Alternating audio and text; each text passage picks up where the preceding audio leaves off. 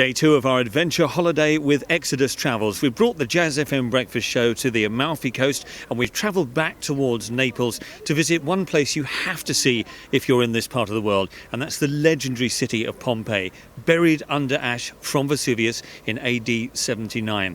I'm excited to go and have a look at some of the villas and shops and grand squares inside, but first I've got to meet my guide, Anna Niclerio.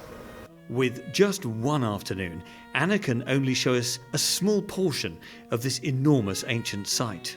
It is about 144 acres.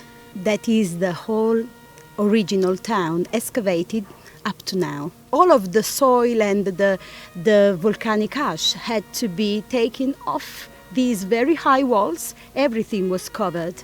Before the 18th century, we had farmers living or working in this area. So on top of a colosseum? On top of a colosseum, on top of an amphitheatre. And there's still some to be discovered. That's what's incredible. For sure, yes. All around us there are villas, there are farmers' places which could be discovered. Pompeii was a big town for the town.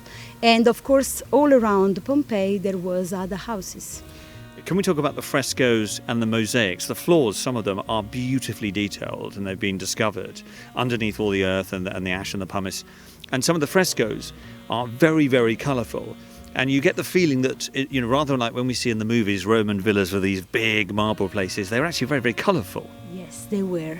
We have to change our mind. When you come in Pompeii, you understand everything was much more colourful than these very polite and very beautiful white houses we used to see in Roman movies. It was not at all like that. Statues were colourful. Statues had eyes painted, and even the walls we see here, everything was colourful, was painted. So we have to change our ways to think at Roman times. You see, these are incredible structures. Yes, they had to give to everybody coming to Pompeii.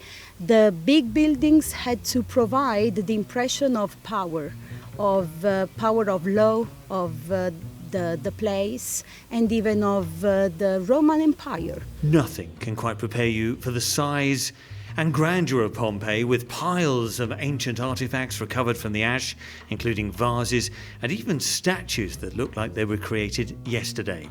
Experts found holes in the pumice and ash left behind hundreds of years after the eruption and realised pouring liquid limestone into them created accurate plaster casts from the impressions left behind. Everything from doors to animals and even people.